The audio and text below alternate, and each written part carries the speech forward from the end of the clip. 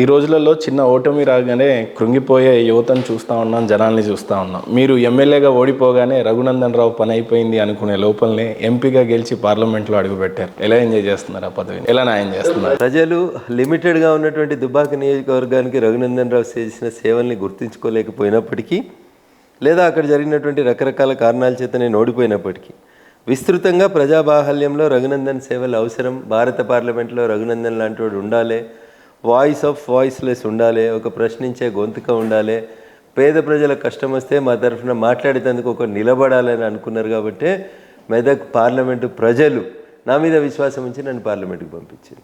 రఘునందన్ డెమోక్రసీకి పూర్తి స్థాయి లోపల అర్థం చెప్తూ ప్రజల కొరకు ప్రజల చేత ప్రజలే ఎన్నుకునేటువంటి రీతి లోపల ఎదిగి వచ్చినటువంటి నాయకుడు.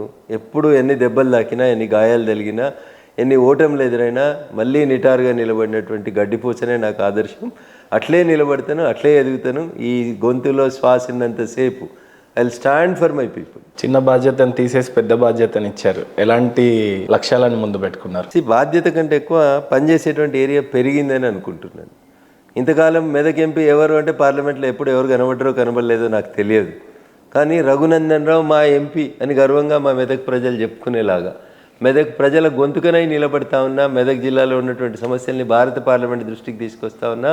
నాట్ ఓన్లీ మెదక్, తెలంగాణకు సంబంధించిన ఏ అంశమైనా, ఆదిలాబాద్కు రైలు రాకున్నా, ఆర్మూర్లో రైల్వే స్టేషన్ కావాలన్నా, ఇట్లా ఏది కావాలన్నా రఘునందన్ మా గొంతుగా నిలబడతాడు అనేటువంటి తెలంగాణ ప్రజల విశ్వాసాన్ని సంపూర్ణంగా నిలబెడతానని చెప్పి నేను ఈ సందర్భంగా మీ ద్వారా ఈ దేశ ప్రజలకు తెలియజేయాలి. ఈ 11 సంవత్సరాల సుదీర్ఘ ప్రయాణం గురించి ఫస్ట్ మాట్లాడి దాని తర్వాత ఎకనామీ గురించి, భారత్ సూపర్ పవర్ ఎలా ఎదుగుతుంది అనే విషయాల మీద చర్చిద్దాం. సో 11 సంవత్సరాల సుదీర్ఘమైన బీజేపీ ప్రయాణం గురించి చెప్పాలంటే ఏం చెప్తారు సార్? ఎలాంటి ఎమోషన్స్ ఉన్నాయి? సేవ, సుపరిపాలన, సుశాసన్, ఇవి తప్ప మాకు ఇంకొక ఆలోచన లేదు.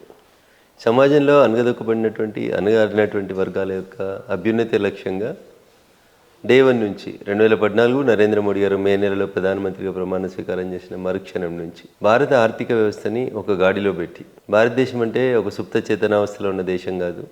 భారతదేశం ఒక మిషన్ లాగా పనిచేయగలుగుతుంది. భారతీయుల యొక్క పనితత్వం, భారతీయుల యొక్క ఆలోచన విధానం ప్రపంచానికి మార్గదర్శనం చేసేటువంటి రీతి లోపల మనం ఎదగాలనేటువంటి ఒక లక్ష్యంతో అనేక సంవత్సరాలుగా పెండింగ్లో ఉన్నటువంటి అనేక పనులని నరేంద్ర మోడీ గారు ప్రధానమంత్రి అయిన 2014 మే తర్వాత ప్రారంభించారు. దాని ఫలితం ఈ 11 సంవత్సరాల పయనం తర్వాత అప్పుడే పుట్టినటువంటి ఒక మొగ్గ 11 సంవత్సరాలకి ఒక వృక్షంలా ఎదగగలిగింది అనేది నరేంద్ర మోడీ గారి పాలనలో కనబడుతుంది. ఉదాహరణకి ఆర్థిక వ్యవస్థ గురించి చాలామంది మాట్లాడుతూ ఉంటారు. ఎందుకంటే వారికంటే ముందు పనిచేసినటువంటి వారు, ఈ దేశానికి ప్రధానమంత్రిగా పనిచేసిన వారు, రిజర్వ్ బ్యాంక్ ఆఫ్ ఇండియా గవర్నర్గా చేసినారు, దేశానికి ఆర్థిక మంత్రిగా చేసినారు, ఎక్కడో పెద్ద పెద్ద కాలేజీలలో, ఆక్స్ఫర్డ్ లాంటి కాలేజీలలో చదువుకున్నటువంటి వారు, మేధావి, ఆర్థికవేత్త అని పేరున్నటువంటి వారు నరేంద్ర మోడీ గారి కంటే ముందు 10 సంవత్సరాలు ఈ దేశాన్ని పాలించారు. అప్పుడు ఈ దేశ ఆర్థిక వ్యవస్థ ఎట్లా ఉండే, అప్పుడు ఈ దేశ జీడిపి ఏ రకంగా ఉండే, ఎందుకు భారతదేశం నరేంద్ర మోడీ గారి నాయకత్వంలో 4వ అతిపెద్ద ఆర్థిక వ్యవస్థగా ఎదగగలిగింది, ఇదే పనిని అప్పుడున్నటువంటి భారత ప్రధాని లేదా ఆర్థిక మంత్రి, ఆర్థికవేత్త అని చెప్పుకున్నటువంటి మన్మోహన్ సింగ్ గారు ఎందుకు చేయలేకపోయినారు. These two are the comparative studies. So కారణాలు ఏమున్నప్పటికీ ఎండ్ రిజల్ట్ ఏమొచ్చింది అనేది చూస్తారు. నరేంద్ర మోడీ గారు ప్రధానమంత్రి అయ్యే నాటికి ఈ దేశం 10వ స్థానంలో ఉంది. ప్రపంచ ఆర్థిక వ్యవస్థ లోపల మన స్థానం 10వ స్థానంలో ఉంది. ఇటీవల వచ్చినటువంటి గణాంకాలను చూస్తే ఈరోజు భారతదేశం జపాన్ లాంటి దేశాన్ని కూడా వెనక్కి నెట్టేసి 4వ అగ్రరాజ్యంగా ప్రపంచ చిత్రపటం మీదకి ఆర్థిక వ్యవస్థలో అతిపెద్ద ఆర్థిక వ్యవస్థలో 4వ అతిపెద్ద ఆర్థిక వ్యవస్థగా భారతదేశం ఎమర్జ్ అయింది. ఇది ఒక రాత్రి, ఒక రోజు, ఒక పగల్లో అయినటువంటి పని కాదు. 11 సంవత్సరాల నిరంతర శ్రమ, నేషన్ ఫస్ట్ అనేటువంటి ఒక త్యాగమూర్తి చేతిలో, ఒక గొప్ప వ్యక్తి చేతిలో ఈ దేశం నడిచింది. కాబట్టి నేషన్ ఫస్ట్, పార్టీ నెక్స్ట్ అనుకున్నారు. కాబట్టి నరేంద్ర మోడీ గారు 2047 వికసిత భారత్ అనేటువంటి ఒక లక్ష్యాన్ని తన ముందుంచుకొని, వారు ఏది స్టార్ట్ చేసినా ప్రతిపక్షం వాళ్ళు విమర్శించినప్పటికీ తన ఆలోచన విధానాన్ని ఈ దేశ ఆర్థిక వ్యవస్థతో జోడించి ఈ దేశ ఆర్థిక వ్యవస్థని స్ట్రీమ్లైన్ చేస్తే ఈరోజు భారత ఆర్థిక వ్యవస్థ $4.19 ట్రిలియన్ ప్రపంచంలోనే 4వ ఆర్థిక వ్యవస్థగా ఎదగగలిగింది నరేంద్ర మోడీ గారి నాయకత్వం. ఇట్స్ నథింగ్ బట్ 1,87,00,000 కోట్ల ఎకనామీ అంటే ఇది కలగనమని చెప్పారు. అబ్దుల్ కలాం గారు చెప్పారు, బాగా గొప్ప కళలు కనాలి, ఆ కళల్ని అచీవ్ చేయడానికి పని చేయాలని. కాంగ్రెస్ ప్రభుత్వం కేవలం కళలు మాత్రమే కనేది. అవి పగటి కళలుగా మాత్రమే మిగిలిపోయేటివి. కానీ నరేంద్ర మోడీ గారు వచ్చిన తర్వాత మేక్ ఇన్ ఇండియా స్టార్ట్ చేసిన, స్టార్టప్ ఇండియా అన్నా, ఫిట్ ఇండియా అన్నా, ఖేలో ఇండియా అన్నా, ఇంకేదన్నా నరేంద్ర మోడీ గారి లక్ష్యం ఈ దేశం అగ్రగామిగా నిలబడాలనేదే వారి కోరిక. వారు ఒక మాట చెప్పిండ్రు, యోగా అనేది భారతదేశం నుంచి ప్రపంచానికి నేర్పబడినటువంటి ఒక ప్రాచీన విద్య. యోగాని ప్రపంచాన్ని మళ్ళొకసారి గుర్తించేలా చేయాలని మోడీ గారు ఒకసారి చెప్తే అనేక ఇస్లామిక్ దేశాలతో సహా, నేను ఇవాళ ఇస్లామిక్ అనే పదం ఎందుకు వాడుతున్నా అంటే మోడీ గారు అనగానే దాన్ని వ్యతిరేకించే వాళ్ళంతా అదే సమాజానికి సంబంధించిన వాళ్ళని చెప్తారు. కానీ ఆ దేశాలు కూడా, ఆ దేశాల్లో ఉన్నటువంటి ప్రజలు కూడా దాదాపు 173 దేశాలు ప్రపంచంలో ఒక పిలుపుతోటి యోగాని, అంతర్జాతీయంగా గుర్తించారు. జూన్ 21ని అంతర్జాతీయ యోగా దినోత్సవంగా జరుపుతున్నారు. ఈ సంవత్సరం 11వ యోగా దినోత్సవాన్ని ప్రపంచవ్యాప్తంగా జరుపుకోవడానికి ఏర్పాట్లు జరుగుతూ ఉన్నాయి. సో నాయకుడు తను తీసుకున్నటువంటి నిర్ణయం కరెక్ట్ అయితే, అది ఈ దేశ హితం కోరిన నిర్ణయం అయితే, పేద ప్రజల అభ్యున్నతి కోసం తీసుకున్న నిర్ణయం అయితే ప్రజలందరూ కూడా కలుస్తారు, నడుస్తారు, ఆ దిశగా అడుగులు పడతాయని చెప్పడానికి అనేక రకాలైనటువంటి గణాంకాలు ప్రపంచ ఆర్థిక రంగ నిపుణుల చేత నరేంద్ర మోడీ గారి ప్రభుత్వాన్ని, భారతీయ జనతా పార్టీ ప్రభుత్వాన్ని, ఈ దేశ ఆర్థిక వ్యవస్థను ఇటీవల పొగుడుతున్నారు. ప్రపంచంలో ఏ దేశంలో జరగనంత గొప్పగా పేదరికం నుంచి సుమారు 27 కోట్ల మందిని పేదరికం బయటికి తీసుకురావడం అనేది 11 సంవత్సరాల లోపల జరిగింది. ఇట్ వాజ్ ఎ డ్రీమ్, ఒకప్పుడు ఒక కళ. ఇది అవుతుందా? భారతదేశంలోంచి పేదరికాన్ని ఎరాడికేట్ చేయొచ్చా? చేయగలుగుతాము అని చెప్పి చూపించినటువంటి ఒక గొప్ప సాధకుడు నరేంద్ర మోడీ గారు. అందుకనే వారి నాయకత్వంలో వారంత గొప్పగా ఆక్స్ఫర్డ్లో, కేంబ్రిడ్జ్లో, ఇంకెక్కడ చదువుకున్నా, వారంత గొప్పగా ఆంగ్లంలో ఉపన్యాసాలు ఇవ్వలేకపోయినా, రూట్ నుంచి మేక్ ఇన్ ఇండియా అనే కాడ నుంచి మొదలుకుంటే నాకు మొన్న వచ్చినటువంటి ఆపరేషన్ సింధూర్ సందర్భంగా పక్క దేశం మన దేశంలోకి చొరపాట్లు చేద్దామని అనేక రకాలైనటువంటి ప్రయత్నాలు చేస్తే మన దేశంలో ఉన్న ప్రతిపక్షాలు ఏం మాట్లాడుతున్నాయి అనేది పక్కన పెడితే మహేందర్ గారు, పక్క దేశ ప్రధానమంత్రి అంగీకరించినటువంటి ఒక మాట అందరం చూసినాం, ప్రపంచం అంతా మీడియా ముందు చెప్పిండు.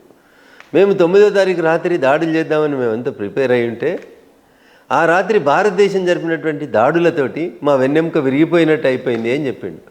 This is not the statement of BJP leaders of India, this is the statement of Pakistan prime minister.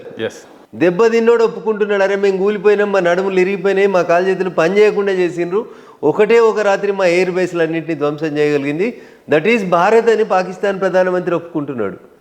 కానీ ఈ దేశంలో ఉంటూ, ఈ దేశ రాజకీయ రంగాల్లో పనిచేస్తూ, ఈ దేశం సొమ్ము తింటూ, ఈ దేశానికి వ్యతిరేకంగా వేరే దేశాలకు వత్తాసు పలికేటువంటి కొంతమంది ప్రతిపక్ష నాయకులు, I don't want to name the parties, కాంగ్రెసా, కమ్యూనిస్టా, నేను చెప్పదలుచుకోలేదు, ఇట్లాంటి నాయకులకి నేను చేసేటువంటి అప్పీల్. సో అట్లీస్ట్ దేశానికి కష్టం వచ్చిన రోజన్నా మీరు ప్రభుత్వంతో నిలబడి ఉండండి, అంతేగాని ఇట్లాంటి అవాకులు చవాకులు పేలకండి.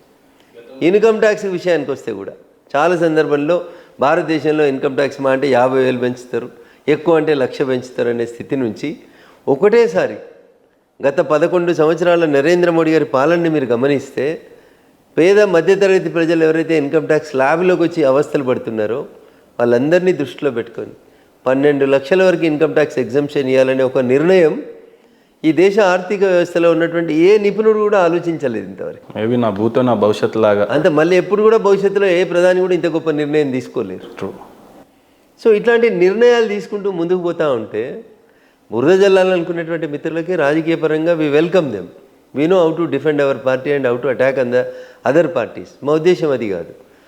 2004 నుంచి 2014 దాకా నాటి విశ్వవిఖ్యాత గొప్ప నాయకుడు, గొప్ప ఆర్థికవేత్త అని చెప్పుకున్నటువంటి మన్మోహన్ సింగ్ రాయంలో భారతదేశానికి ఉన్నటువంటి గౌరవం ఏముండే, 2014 నుంచి 2025 ఏం చదువుకోలే, పల్లెటూరుకి వెళ్ళి వచ్చిండు, ఈయనేం చేస్తాడు అన్న స్థితి నుంచి ఒకప్పుడు వీసా ఇవ్వడానికి ఇష్టపడిన దేశం ఇలా మనల్ని రమ్మని చెప్పి బతిలాడేటువంటి పరిస్థితికి ఈ దేశ ఆర్థిక వ్యవస్థను మార్చినటువంటి గొప్ప వ్యక్తి గౌరవనీయ నరేంద్ర మోడీ గారు. సో వినడానికి చాలామందికి ఇష్టం ఉండకపోవచ్చు, నచ్చకపోవచ్చు, but these are the facts. ఉత్తగానే 10వ స్థానంకి వెళ్ళి ఉత్తగానే 4వ స్థానానికి భారత ఆర్థిక వ్యవస్థ పెద్దగదు కదా. దాని వెనకాల ఉన్న కృషి, దాని వెనకాల ఉన్నటువంటి ఆలోచన, మన ఆపరేషన్ సింధూర్లో వాడినటువంటి బ్రహ్మోస్లు, తేజస్లు, రకరకాలైనటువంటి యుద్ధానికి సంబంధించినటువంటి పరికరాలన్నీ ఈ దేశంలో తయారైనాయని మనం గర్వంగా చెప్పుకోవాల్సినటువంటి పరిస్థితి. దాదాపు 1.27 లక్షల కోట్ల రక్షణ ఉత్పత్తుల్ని భారతదేశం గత సంవత్సరం ఉత్పత్తి చేసింది. 1.27 lakh crores ఉత్పత్తి చేయగలిగింది ఒక రక్షణ రంగం లోపల. అంతకుముందు ఎందుకంటే కాంగ్రెస్ వాళ్ళు ఉన్నప్పుడు 46,000 కోట్లు ఉత్పత్తి కాకపోతుంది. 46,000 కోట్లకి 1,27,000 కోట్లకు మధ్యలో ఉన్నటువంటి వ్యత్యాసం ఎంత? దాదాపు 174% పెరుగుదల కనిపించింది. దేంట్లో? రక్షణ రంగ ఉత్పత్తులలో. ఏమన్నారు? మేక్ ఇన్ ఇండియా అంటే నవ్విండ్రు. ఉత్తగా అదేదో సింహం బొమ్మ పెట్టుకొని చూసుకోవడానికి బాగా చేస్తా ఉన్నారు. మేక్ ఇన్ ఇండియాతో ఏం ఫలితాలు వస్తాయన్నారు. ఇవాళ పక్కనున్న దేశం కొనుక్కొచ్చింది, చైనాకి వెళ్ళి కొనుక్కొచ్చుకున్న డూప్లికేట్ మాల్ అయితే మన దేశం, మన సైంటిస్టులు, మన రక్షణ రంగ నిపుణుల మీద ఆధారపడి కాంగ్రెస్ హయాంలో 46,000 కోట్లు ఉన్నటువంటి రక్షణ రంగ ఉత్పత్తుల్ని ఇలా నరేంద్ర మోడీ గారి నాయకత్వంలో 2025కి వచ్చేసరికి 1,27,000 కోట్ల రక్షణ ఉత్పత్తుల్ని మనం చేయగలిగినాం. వివిధ దేశాలకు మనం ఎగుమతి చేసే స్థాయికి ఎదిగినామంటే this is the greatness of our honourable prime minister Narendra Modi garu. రక్షణ రంగంలో ఎదిగినాం, మేక్ ఇన్ ఇండియాలో ఎదిగినాం, పాలసీ పెరాలసిస్లోంచి దేశం బయటకు వచ్చింది. సుబ్రహ్మణ్య స్వామి గారు ఒక దరఖాస్తు పెట్టి 2G స్పెక్ట్రమ్ మీద దర్యాప్తు జరిపించమని దరఖాస్తు పెడితే ఆయన పిటిషన్ ప్రధానమంత్రి గారి టేబుల్ నుంచి ప్రెసిడెంట్ గారికి పోవడానికి 18 నెలలు పట్టింది. That is the policy paralysis that was there in the Congress. కానీ ఇవాళ అట్లా లేదు, కుంభకోణం లేదు, అవినీతి లేదు. జిఎస్టీ మా మానస పుత్రిక అని చెప్తారు కాంగ్రెస్ వాళ్ళు. మేమే తీసుకొచ్చేందుకు ప్రయత్నం చేసినాము అంటారు. కానీ వాళ్ళు బిల్లుని పాస్ చేయలేకపోతే అన్ని పొలిటికల్ పార్టీస్ని ఒప్పించి 1 నేషన్ 1 ట్యాక్స్ పేరిట జిఎస్టీని తీసుకొచ్చి జిఎస్టీ తోటి ఈరోజు రెవెన్యూ ఎంత పెరిగిందో తెలుసా అన్న? పేపర్లలో చూస్తూ ఉంటాం. ఈ నెల జిఎస్టీ వసూళ్ళు 2 లక్షల కోట్లు దాటినాయని చూస్తున్నాం. ప్రజలకి సంపాదించుకోవడంతో పాటు ఈ దేశ హితం కోసం పన్ను కట్టడం కూడా మా డ్యూటీ అని చెప్పి నేర్పించినటువంటి ప్రభుత్వం నరేంద్ర మోడీ గారి ప్రభుత్వం. గతంలో ట్యాక్స్ ఎట్లా ఎగ్గొట్టాలని ఆలోచించేటువంటి ప్రజలు ఇలా ప్రభుత్వం నాకు 12 లక్షలు ఇన్కమ్ ట్యాక్స్ ఎగ్జంప్షన్ ఇచ్చింది, నేను నిజాయితీగా పన్ను కడతా అనే స్థితికి ప్రజల్ని డ్రైవ్ చేసింది. 2 నుంచి 5% ఇన్కమ్ ట్యాక్స్ కట్టే స్థితి నుంచి ఇలా 25 to 30% దాకా భారతీయులు ఇన్కమ్ ట్యాక్స్ కట్టడానికి ఎదుగుతూ ఉన్నారు, ఇష్టపడతా ఉన్నారు. ఎందుకు?